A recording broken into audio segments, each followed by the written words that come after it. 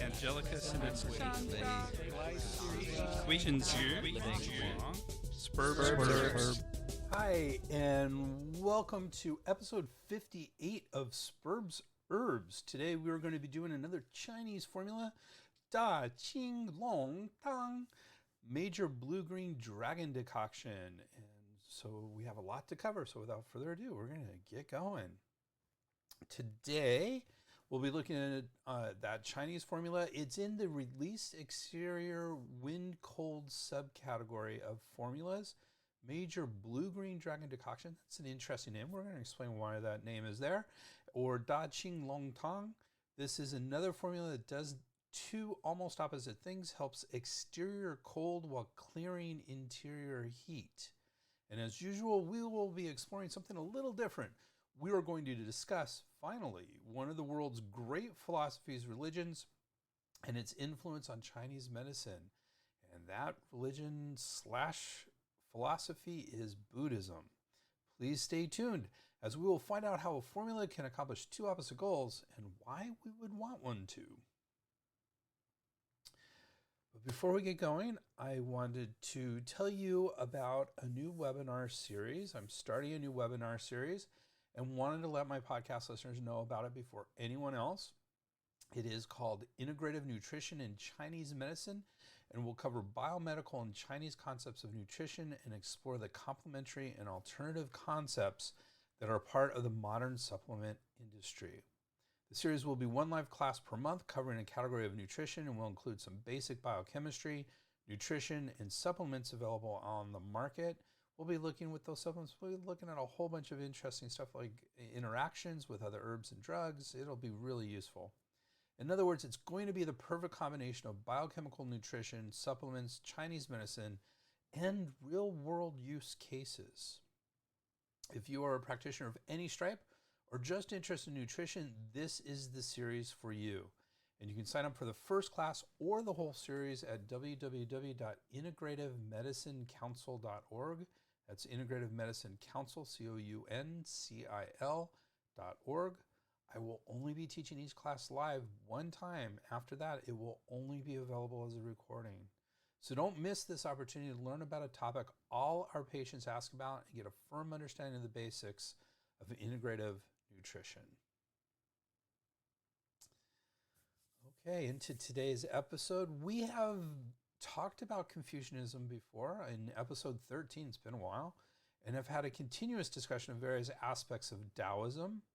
Today, we're going to introduce the third of the three great philosophy/religions of Chinese history, and that is Buddhism. So, I say philosophy/religions because the idea of a religion versus the idea of a philosophy, when I teach this, I'd always ask the question in my class, what's the difference between a philosophy and a religion? And we go through a whole bunch of different things, and I'm not sure exactly. I know what my personal definition is for the difference between those, but I don't know if that's a universal, so I'm not even going to share it with you. Okay, I'll share it just because to me, a philosophy is a way of viewing the world, while religion requires a step of faith in order to go into it. Now, I've had arguments with that in my class. Love those love this stuff. So, feel free to disagree with me, but that's where I kind of draw the line. But the idea of Chinese thoughts are kind of straddling the line between religion and philosophy. So I usually use the word I do philosophy/religion or vice versa. So there are three main ones that have influenced Chinese medicine, influenced Chinese history in general, not just Chinese medicine. Confucianism, we talked about. Taoism, we continually talk about. And Buddhism. And we're going to introduce that today, right now. So Buddhism was founded in India by the historical Buddha, or Sakyamuni Buddha. First Buddhist monks came from India to China in the 1st century CE. So we're talking about Confucianism. We're talking about Taoism. By the way, Lao Tzu, who's the founder of Taoism, and Confucius, of course, they were said to be contemporaries. They were said to be alive at the same time, or at least, there's some fictional, stuff around that. Buddhism, in the same sort of thing. This flowering of time, even in Greece at this time, it was called the flowering of 1,000 philosophies. And so all these are relatively contemporaneous. I mean, looking back about 2,500 years, it looks relatively contemporaneous. There might have been 100 or 200 years between them, but about the same time they kind of developed. And like I said, the first Buddhist monks came from India to China in the 1st century CE. So it's several hundred years after the founding of Buddhism, they actually start to come into China, and they started developing followers. And Chinese Buddhism developed its own flavor as it interacted with Chinese culture. So it morphed a little bit, like most things do. Bodhidharma, in Chinese Damo Dashi, the most famous Indian monk that came to China. Legend had it that he spent 9 years meditating in a mountain cave before becoming awakened. First patriarch of Chan or Zen Buddhism. So you guys are familiar with Zen Buddhism. You've probably heard of Zen Buddhism. That's Japanese. The Chinese flavor of that is called Chan Buddhism, but similar, same tenets, same underlying philosophy. Many Buddhist sutras were translated into Chinese, but notably by Kumarajiva in the 4th century CE. So they started coming in the 1st century CE, but they really started translating stuff in the 4th century CE. I mean, there was stuff being translated before then, but we really start to see their influence in the 1st century and then really doubling down in the 4th century CE. The basic teachings of the Buddha follow something called the Four Noble Truths, and these are the four noble truths. The first one is life is full of suffering, i.e. dissatisfaction. The 8 sufferings include birth, just being born is a suffering, old age, illness, death, lost love, being hated, not hating, but being hated, unfulfilled desire, the 5 skandhas, which is translated as aggregates, and these include form, sensation, perception, activity, consciousness. In other words, there's a lot of ways, there's a lot of suffering, according to this first of the Four Noble Truths. Second truth is the origin of suffering is attachment to delusion. Greed, anger, and ignorance chain sentient beings to the painful and delusive phenomenal world. The third noble truth, cessation of suffering is possible. So the first one says there is suffering. The second one, we are suffering because we're deluded or are attached to delusion. The third one is you can actually stop the suffering. Moving beyond greed, anger, and ignorance, beyond duality of self and other, right and wrong, good and bad, life and death. And the fourth noble truth is the path that leads to the cessation of suffering. And that's called the Noble Eightfold Path. And this includes right views, right thought, right speech, right action, right work, right progress, right mind, right concentration. I just always like to point out that half of these really are about your thoughts. Right views, right thought, right mind, right concentration. It's how you're thinking and how that creates delusion, which creates suffering. So that's the Four Noble Truths of Buddha. Another concept, basic teaching of the Buddha, is something called dependent origination. Phenomena do not arise independently, they arise dependent on each other. So that's the quote here. No thing and no phenomenon arises out of nothing, and no thing and no phenomenon can exist alone or by itself. All phenomena are produced by causes and conditions. There's no self that exists separate and apart from other phenomena. In other words, basically, we're all connected. And then there's another basic teaching, which I think we've all heard. It's called karma. And this is the universal law of cause and effect. All intentional deeds produce results that will eventually be felt by the doer. I always think of this as one of Newton's laws, which is basically every action has an equal and opposite reaction. That's in physics. I always think of karma in those terms. Karma is produced by acts of the body, speech, and mind. In other words, you can send out good or bad karma just by your thoughts.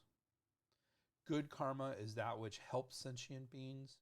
Bad karma is that which harms sentient beings. That's pretty darn basic there. Here's an example of a teaching of Buddha. It's called A Song on Impermanence. With the spouse and these near and dear ones you desire to live together, inseparable for all times, but there's no doubt that you will be separated.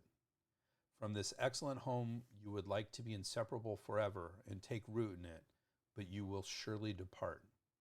From this happiness, well-being, and wealth, you want to be inseparable forever so you can relish them, but it is certain you will lose them. From the supreme human body with its freedoms and riches, you wish to be inseparable and own it until the end of times, but there is no way that you won't die.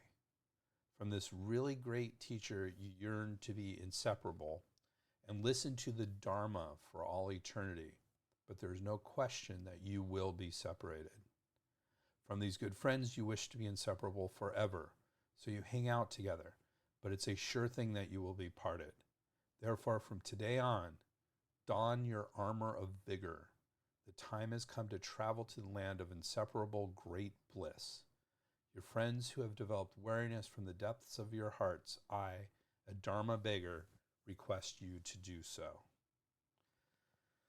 Well, that sounds a little down, but it also is very real. So it's very interesting. So, I would, when I talk about Buddhism, Confucianism, and Taoism, I do a one-liner to kind of explain the difference between them. And this is very simplistic, so please be, wary. This is way reduced. But I've always said that Taoism is about nature. It's about how you perceive and react and live in nature. Confucianism is about society. It's your proper place and how to be the best you can be within society's strictures. And Buddhism, to me, seems like it's about about psychology. It's about how our thoughts and our actions work in the world. And if we correct those and do well with them and work on our own psychology, the world is a much better place. Again, super simplistic. This is just my sort of interpretations of that, but I think it kind of summarizes some of the influences and essences of those three. So take it with a grain of salt, but there you go. So what are the influences of Chinese Buddhism on Chinese medicine? And this is somewhat unclear and vague because, you can really see with Confucianism, the whole idea of the meridians and the structure of the meridians is very Confucianist in thought. The whole idea of with herbs, observing animals, seeing what they used as herbs and how they healed themselves. Very Taoist. You're out in nature, you're meditating in nature, very Taoist and sort of thing. There's not a clear-cut sort of thing with Buddhism along those lines. But one aspect of that is the morality of physicians. And a lot of the morality in Chinese medicine seems to come from this. And an example I have here is Sun Tzu Miao's on the absolute sincerity of great physicians. This is often called the Chinese equivalent of the Hippocratic Oath. So this is about how a physician should interact with the world. And when you read it and look at it, you can see there's some Taoist influence, there's some Confucian influence, and there's a lot of Buddhist influence in that on this absolute sincerity of great physicians. And that was written about, if I remember correctly, around 600 CE, so a couple hundred years after the sutras had been mostly translated.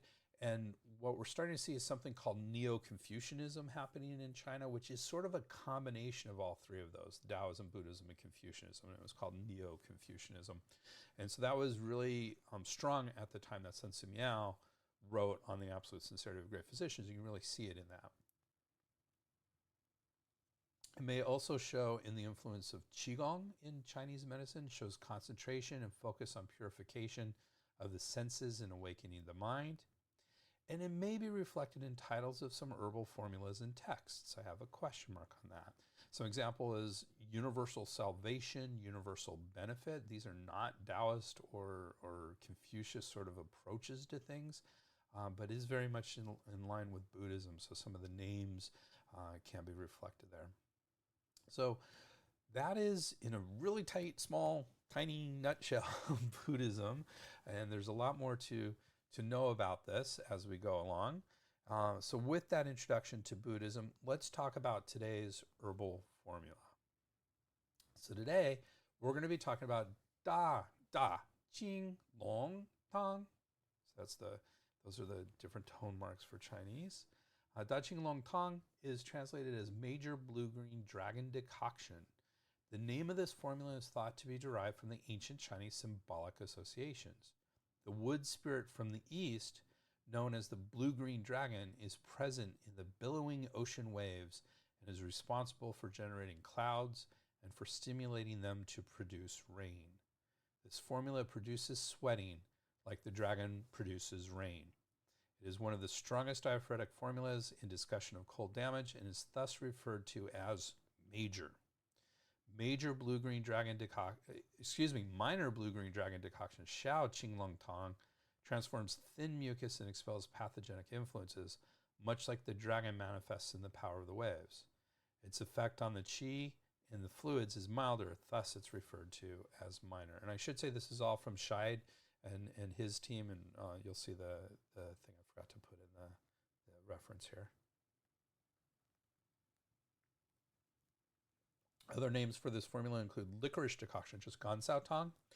That was in one book. I don't, be a little bit careful if you read Gansao Tang and think it's absolutely the same thing, because there's other formulas that may be called Gansao Tang.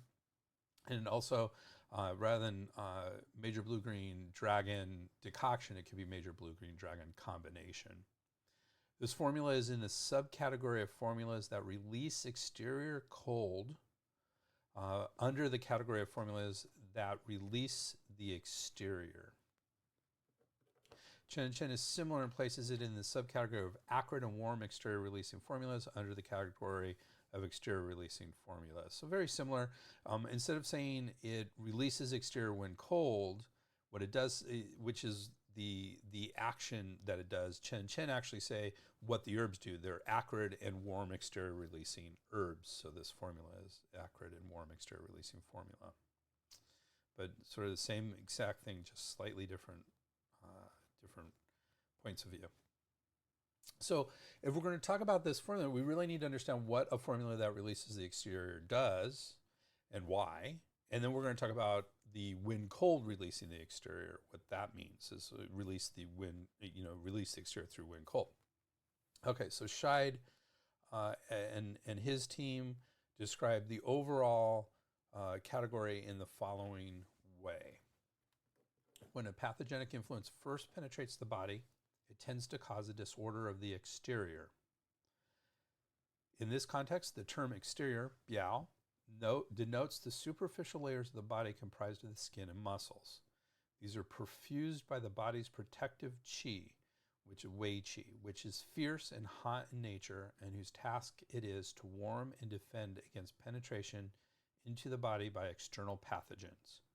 If a pathogenic influence lodges in this aspect of the body, it not only obstructs the normal physiological diffusion of qi and fluids there, but encourages the body to move more protective qi toward the exterior in an attempt to push out the invading pathogen.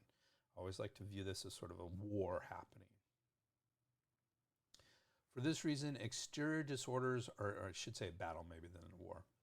For this reason, exterior disorders are characterized by fever and chills, indicating obstruction of normal physiological warming, even as protective yang in the exterior tends towards excess.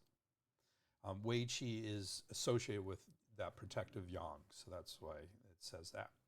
Head and body aches, indicating obstruction of qi and fluids in the most yang exterior portions of the body, and a floating pulse, indicating the movement of protective yang toward the exterior. Since wind is the vehicle by which other external pathogenic influences enter the body via the exterior, it is involved in most exterior disorders, especially those involving cold and heat. Thus it is said that wind is the leader of the 100 diseases, Feng Wei Bai Bing Zhi Zhang. Symptoms associated with an exterior disorder indicate that the body is actively trying to overcome obstruction of the qi dynamic by one or more of the 6 pathogenic influences. Treatment in Chinese medicine seeks to support these physiological reactions through strategies that release the pathogenic influence from the exterior, jie biao. For this purpose, one deploys light, acrid, moving herbs, acrid means spicy, moving herbs that unblock obstruction, diffuse the protective qi, and disseminate fluids to vent pathogenic influences back toward the outside.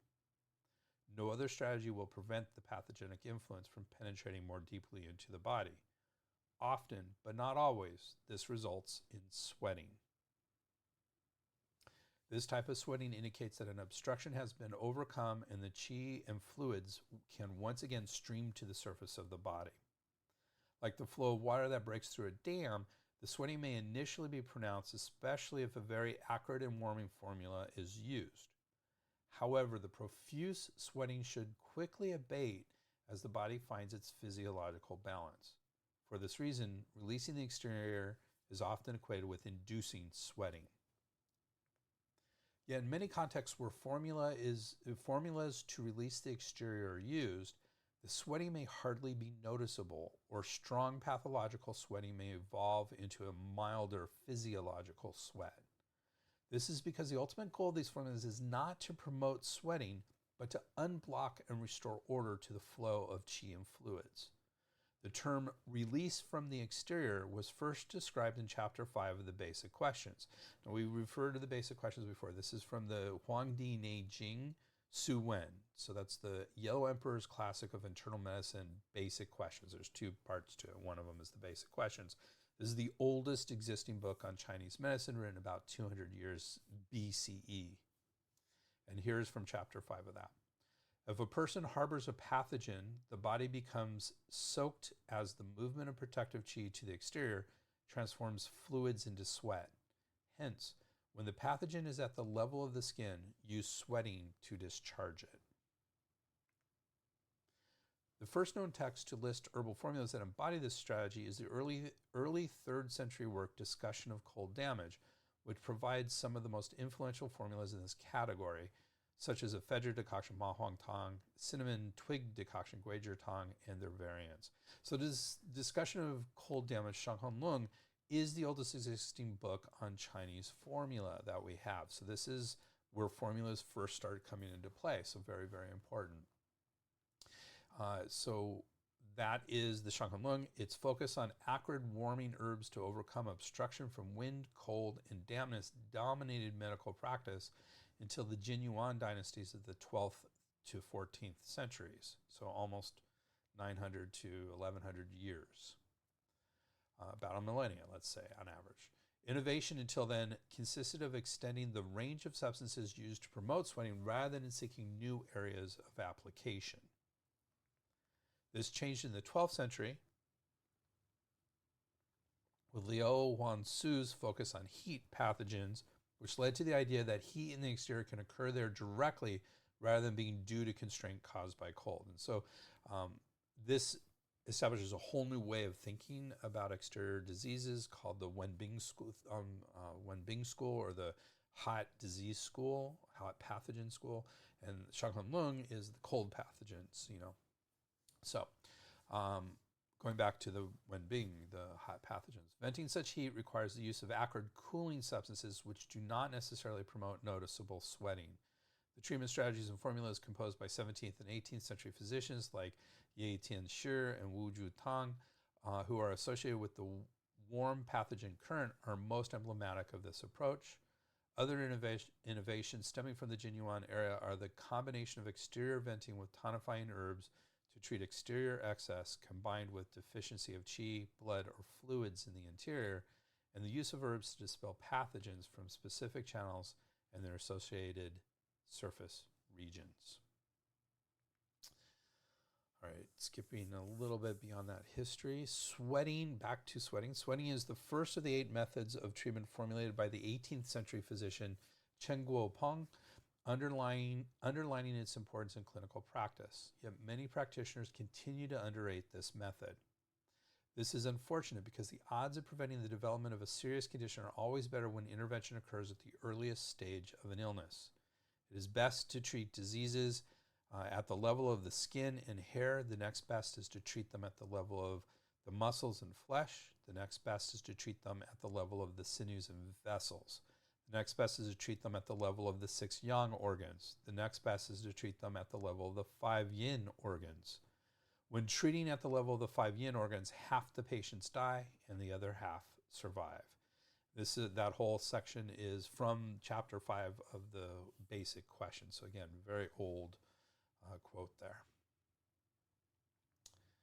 Successful use of the formulas discussed in this chapter will be aided by paying attention to the following principles. First, accurate diagnosis is essential. If an interior disorder develops before the exterior has been released, the practitioner must choose between releasing the exterior first or treating the exterior and interior simultaneously. The formulas in this chapter are inappropriate for treating disorders solely of the interior, expressed rashes, or edema due to deficiency. Likewise, it is important to be clear about the precise nature of the pathogenic influence to be released, as this determines the choice of formula. One must also be cognizant of the type of sweating to expect from a particular formula. The second thing to keep in mind for the successful use of these formulas, second, most of these formulas should be cooked briefly. They treat acute disorders and are prepared as decoctions or powders. They contain substances that are light and volatile in nature, which, if subjected to too much heat, lose their efficacy. From sort of a modern approach, what that means is it has volatile oils, and a lot of these exterior-releasing acrid herbs have volatile oils. Think about peppermint, very volatile oil. And so if you cook them for too long, that oil will dissipate. They're volatile. That's part of the definition of it. The third rule is formulas should be taken after hot meals will provide the best results. Formula taken after hot meals will provide the best results. Sweating is further encouraged by instructing the patient to bundle up after taking the medicine, as the goal of sweating is not sweating itself, but to assist the function of the protective qi. Only a slight sweat over the entire body is needed to release the exterior. Excessive sweating dissipates the qi and fluids. Fourth, the formula and dosage should be adjusted to the individual's constitution, local climate, and season. For example, a person who sweats easily, lives in a warm climate, and contracts an illness during the spring or summer requires only mild treatment. On the other hand, a person who does not sweat easily, lives in a cold climate, and contracts an illness in the autumn or winter requires stronger treatment.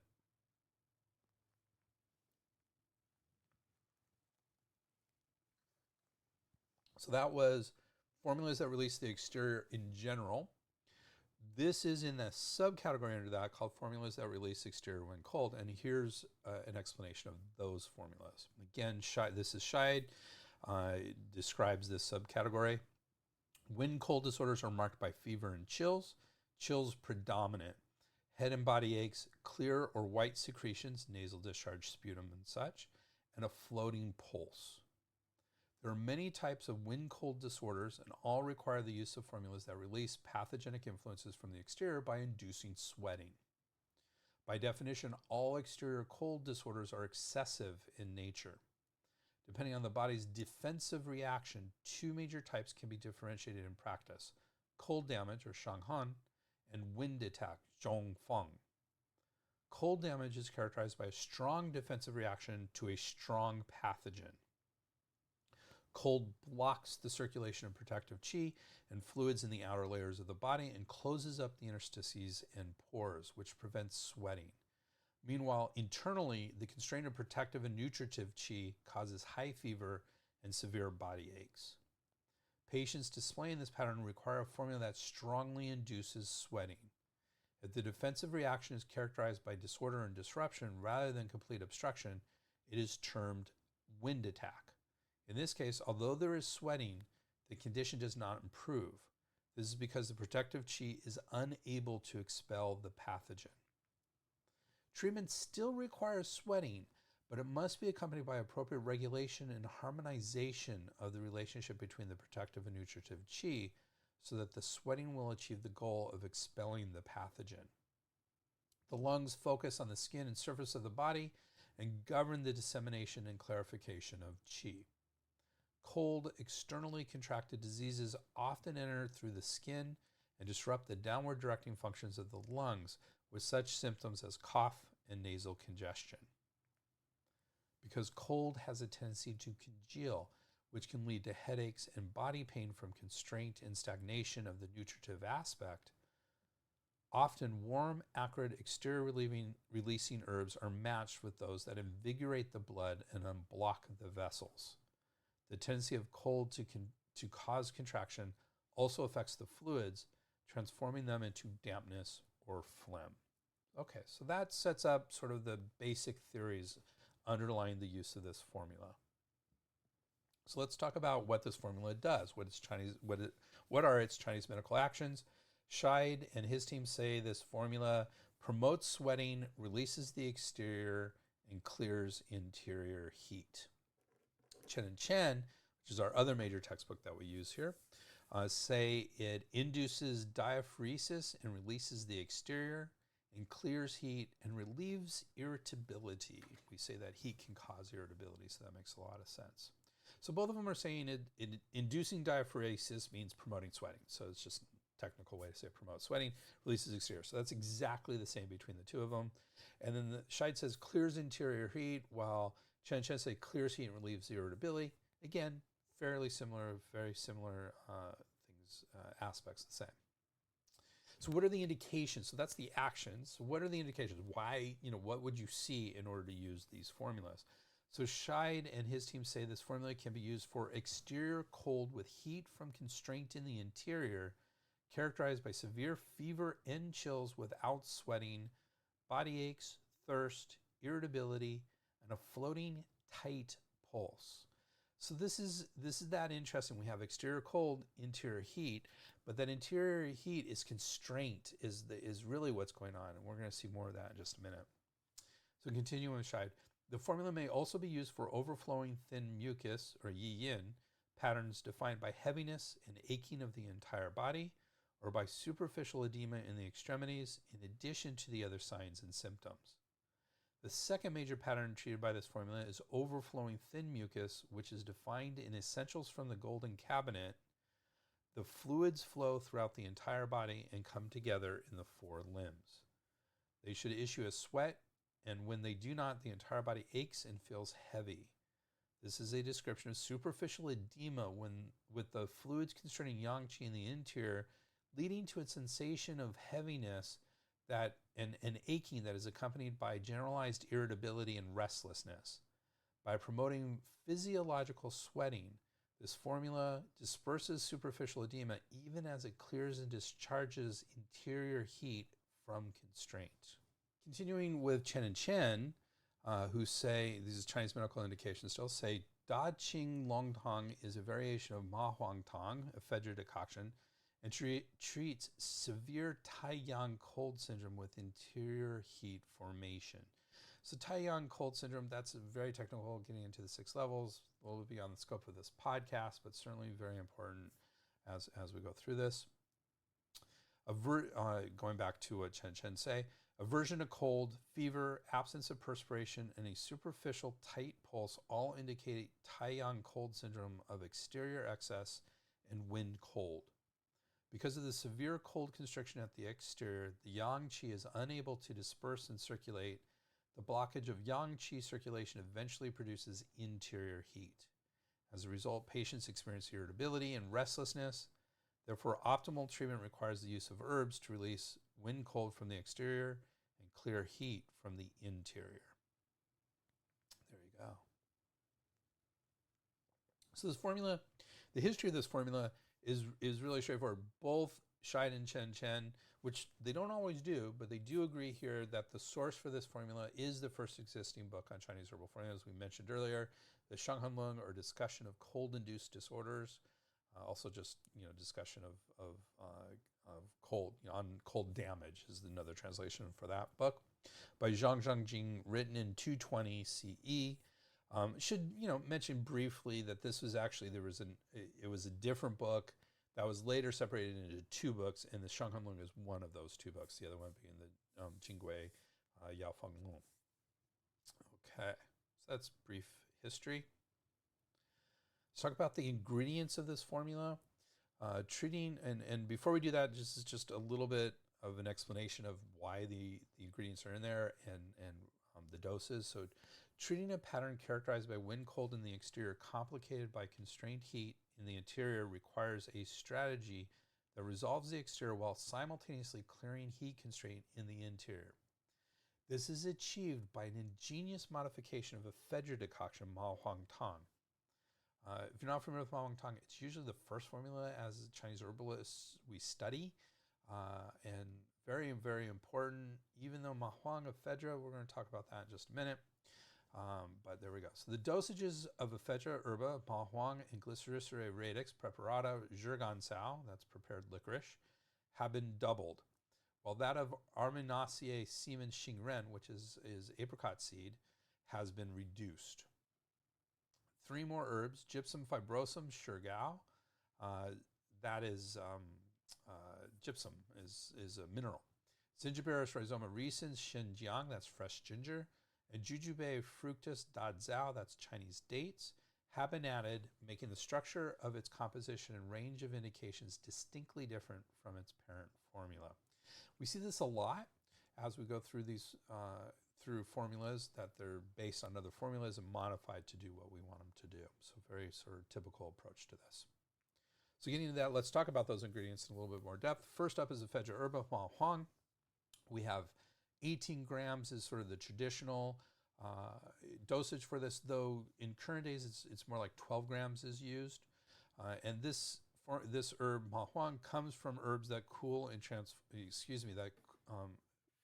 acridly cool and release the exterior. So they acridly warm and release the exterior herbs. That is where this herb is from, warm and exterior, which is part of what the formula is trying to do. It induces sweating and releases the exterior, disseminates and facilitates the lung qi, calms wheezing and stops coughing, promotes urination and reduces edema, warms and disperses cold pathogens.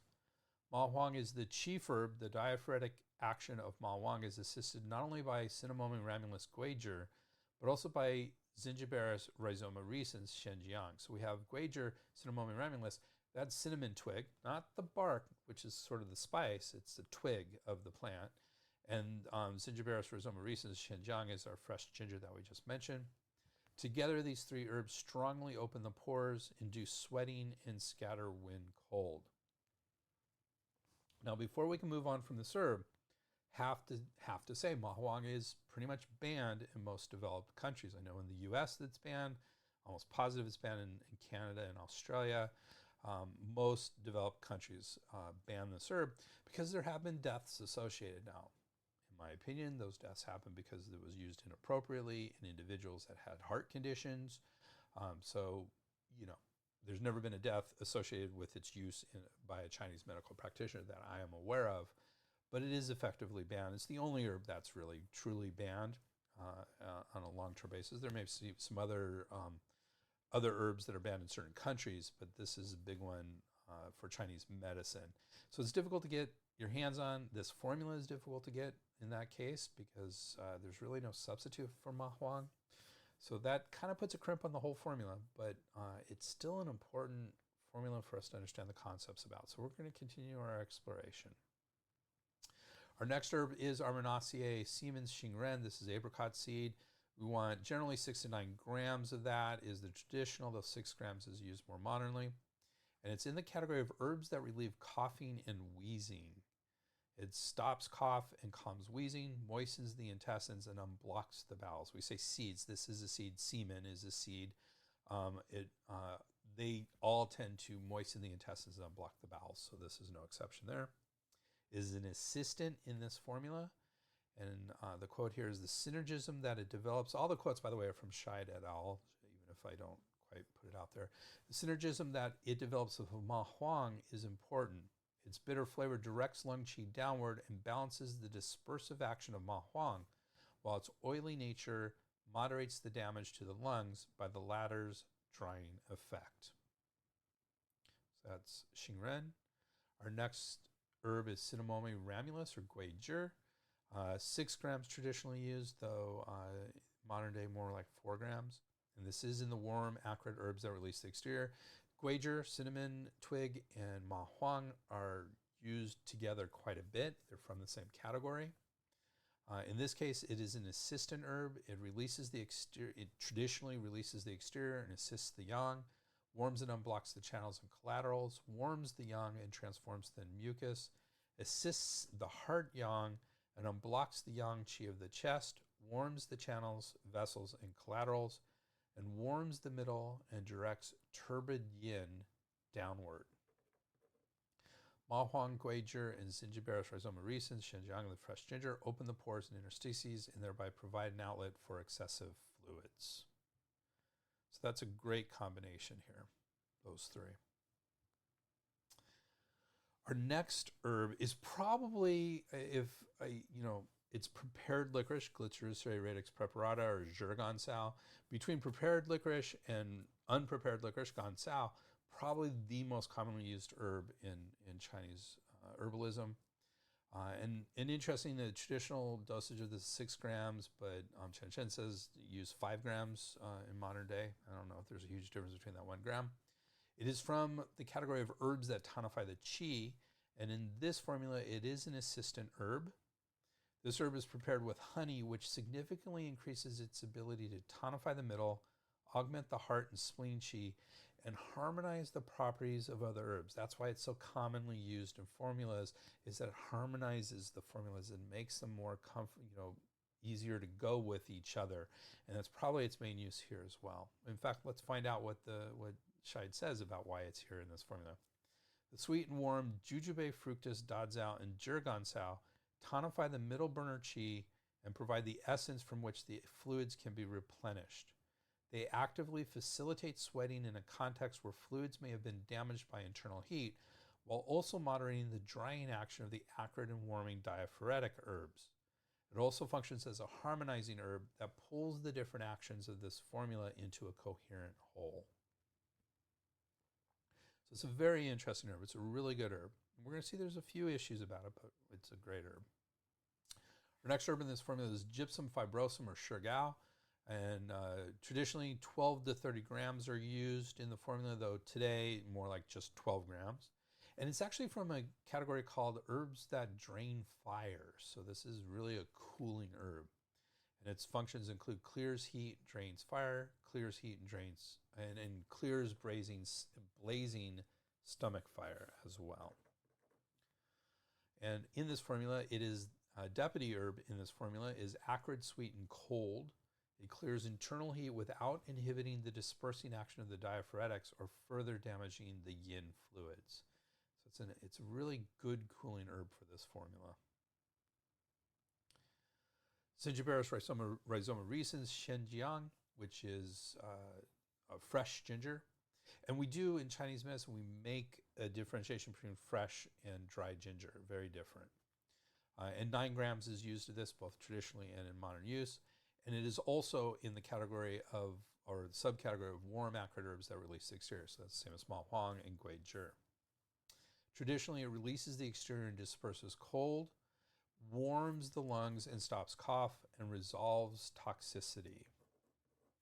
One of the assistants in this formula, the combination of Shenjiang and jujube, fructus, or dadzao, tonifies the spleen and stomach and harmonizes the nutritive and protective qi. Shenjiang also warms the stomach and disperses fluids. So interesting in how that works. Very useful, great herb. Again, dadzao, there's licorice is probably the most common, but in Chinese medical school, we called licorice, the ginger, fresh ginger, and the Chinese dates, which we're about to mention, the 3 amigos, and they're very good for harmonizing formulas together. So let's talk about that third one, jujube, fructus, dadzao. It says 12 pieces traditionally, though 3 pieces are generally used in modern times. I've been told that in modern times the date is much bigger than it used to be. And this is also in the herbs that tonify the qi category, just like the licorice was as well. Traditionally, it tonifies the spleen and augments the qi, nourishes the blood and calms the spirit, and moderates and harmonizes the harsh properties of other herbs.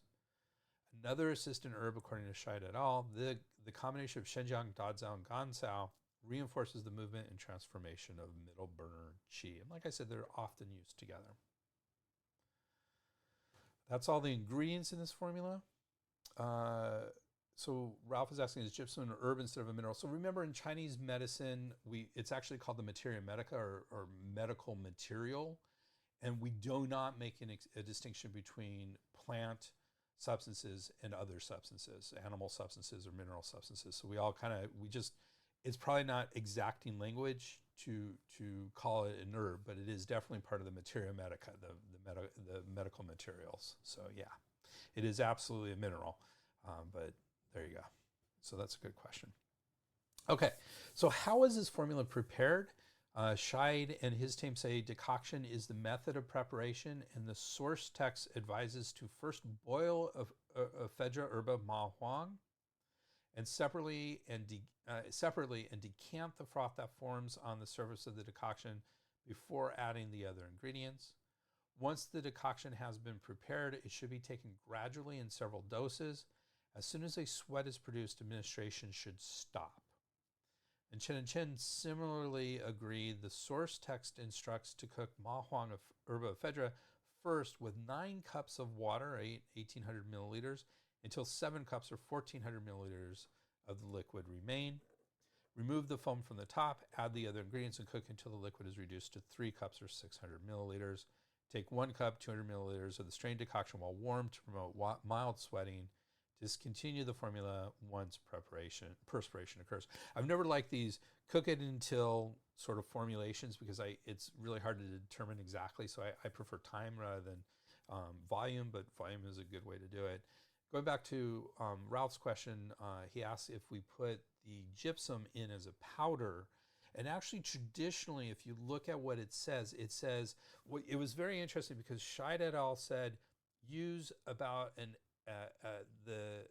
a piece of gypsum the size of an egg, and Chen said use a piece of gypsum the size of an egg yolk. Now the size of an egg, that's a huge piece of gypsum, so I think the egg yolk is probably a more accurate description of the amount to put of the doses of it.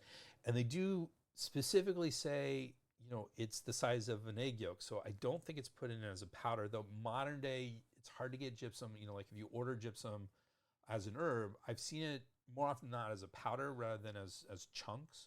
So I don't think it really matters if it's a powder or not. The problem with a powder is that you're gonna have to do a really good job of straining the decoction when it's done.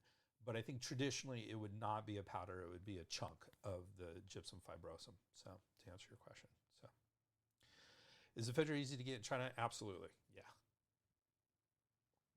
So, yep, no problems there, not banned there. Okay, commentary on this formula. We still have, quite a few pages to go here, and we've got about 12 minutes to do it. So we're going to do our best to get through it all. According to Scheid et al., this formula is exemplary for realizing a treatment strategy first advocated in the Inner Classic. Again, that is that's the Inner Classic of Yellow Emperor. For fire, this is a quote from there, for fire due to constraint, discharge it. Wo yu fu zhi. The fire referred to in this maxim is the body's own yang qi, also known as the ministerial fire or the fire at the gate of vitality, which has become constrained and therefore changed from physiological qi into pathological fire. Under normal circumstances, ministerial fire warms and disperses body fluids, which in the interior manifests as physiological sweating. It follows that promoting sweating can therefore also be used to discharge from the body a pathological accumulation or buildup of yang qi. This is what is meant when Zhang Shi Chun speaks of transforming heat that is accumulated and built up in the chest into sweat. This strategy is particularly indicated where the accumulation is due to cold. Acrid warming in this case not only increases the diffusion of yang qi toward the exterior, it also actively disperses the pathogen from the body. Irritability and restlessness due to yang qi constraint in the interior is thus one of the most important clinical markers for selecting this formula. Symptomatically, such constraint may also be reflected in skin that is burning hot to the touch, upflushing of heat, a dry nasal passage, or thirst. Sweating and edema. This is a subheading under the commentary. Given the prominence of such heat signs, it may seem odd that the formula is also able to treat superficial edema, that is, water excess. This apparent contradiction is easily resolved by remembering that from a yin-yang perspective, the excess of fluids, water, in the exterior necessarily implies a deficiency of physiological heat or fire. By mobilizing yang qi toward the exterior while simultaneously opening up the pores, the formula restores a more physiological balance between water and fire, relieving the edema even if it does not directly treat the fluids. The commentators therefore agree that inducing sweating is the main goal of this formula and that unblocking the pores and interstices is the necessary means for achieving this end. Zhang Zihe, famous for his focus on eliminating pathogens from the body, argues in Confucian's Duties to Their Parents, this is in Chinese Rumen Shi Qin, written in 1228 CE, that in a wider sense, the sweating method denotes not just the actual production of sweat in the body at the body surface, but an opening of the mysterious mansions, xuan fu, in order to drive out pathogenic qi. The term mysterious mansions is commonly understood as referring to the sweat pores. Some physicians, however, most notably the 19th century writer Zhou Shui Hai, define them as points of entry and exit for the qi and body fluids that can be found throughout the tissues and organs of the body. This gives a useful perspective on how we might best understand the complex composition of this formula, especially the functions of what we regard as the two deputy herbs, Gypsum fibrosum Shirgao and Zingiberis rhizomarescens Shenjiang. Now notice this is deputy herbs here. I think I mentioned at least Shenjiang was an assistant herb. Those discrepancies happen quite a bit, so take it with a grain of salt. While Shirgao is cooling, it is also acrid and sweet and thereby facilitates the movement of qi and fluids through the pores. In Essays on Medicine Esteeming the Chinese and Respecting the Western, written 1918 to 1934, Zhang Shicheng describes the action of Shirgao in this formula. Its acrid dispersing and cooling moistening character can help Ma Huang and Guizhi thrust out the pathogen from the exterior. It is also excellent for transforming heat that has accumulated and built up in the chest into sweat, which is emitted as it follows Ma Huang and Guizhi venting of the exterior. The relatively large dose of Shenjiang, on the other hand, unblocks the flow of qi and blood throughout the entire body and facilitates the expulsion of pathogenic cold from the deepest to the most superficial regions. According to Zhang, its pungency opens up obstructions while its heat is able to disperse. Therefore, it is capable of warming the muscles and flesh, yet also deeply vents from the sinews and bones so as to dispel congealing, stubborn cold, causing the water to flow again as the ice disappears. Essentially, the key strategy, that's the next section under the commentary of this formula. In practice, focusing on this ability to unblock the qi dynamic is thus key to the successful use of major Bluegreen Dragon Decoction, or Da Qing Long Tang. Paragraph 39 of Discussion of Cold Damage, that's the Shagan Lung, is explicit in distinguishing a pattern characterized by a floating and relaxed pulse and a sensation of heaviness in the body that sometimes becomes better and sometimes worse, and that responds to Da Qing Long Tang from a similar presentation in lesser yin stage disorders. In both cases, the circulation of yang qi through the body is impeded by the presence of yin excess. This is experienced as heaviness of the body accompanied by sensations of heat, chills, and an absence of sweating. However, because in lesser yin patterns the yang qi is deficient, the patient will be primarily cold, and any heat signs will be due to weak yang floating toward the surface.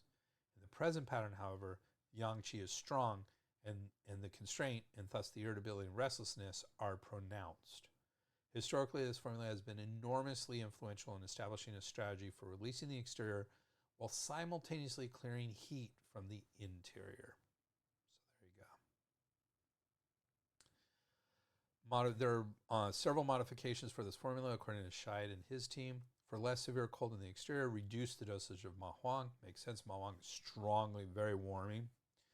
For more pronounced signs of heat in the interior with severe irritability, restlessness, and pronounced thirst, increase the dosage of gypsum fibrosum or Shergal. Makes sense. That is the big cooling herb in this formula. For cough and wheezing with thin mucus, increase the dosage of Arminaceae semen Xingren, that's the apricot seed, and add in Pinellia rhizoma bansha, Fructus perilla, Frutescenti sudza, and Mori cortex sangbai P. Those are all very good for phlegm and mucus. For superficial edema with reduced urination, add Poria, Fuling, Polyporus Juling, Mori cortex zangbai P, and Lepidii semen or Descuraniae semen Tinglidze. So, most of those are what we call drain damp herbs. The Tinglings, I think it's that or Yang tonic. It's in the same ballpark though. It's good. Chenjin have a few more modifications. For headache and pain in the extremities, add Chuanshang, Rhizoma Chuanshang, and Baijir, Ridix Angelica de Hurica. These are both really good herbs for treating headaches. For signs of fever and fatigue, add Maidong or Maimendong, Radix Ophiopagonus, and Wuwedza, which we just talked about, I think 2 weeks ago. Fructus Shashandris chinensis. If there is dryness and thirst caused by lung heat, add Shea Bai San or drain the white powders. That's a whole nother formula modification. So there's some modifications.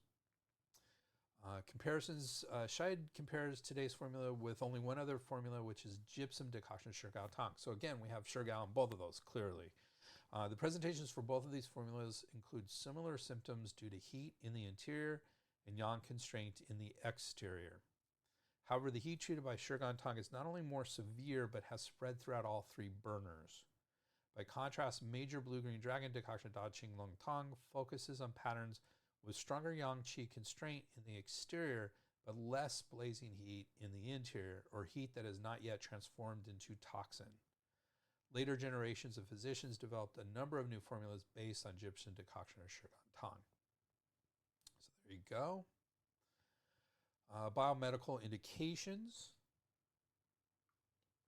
for use of this formula. Scheid says, with the appropriate presentation, this formula can be used to treat a wide variety of biomedically defined disorders, primarily infectious in origin, such as upper respiratory tract infections, influenza, suppurative keratitis, acute infectious conjunctivitis, so those are eye issues, sinusitis, bronchial asthma, viral pneumonia, lobar pneumonia, pulmonary gangrene, septicemia or infection of the blood, scarlet fever, and erysipelas, which is an infection of the skin.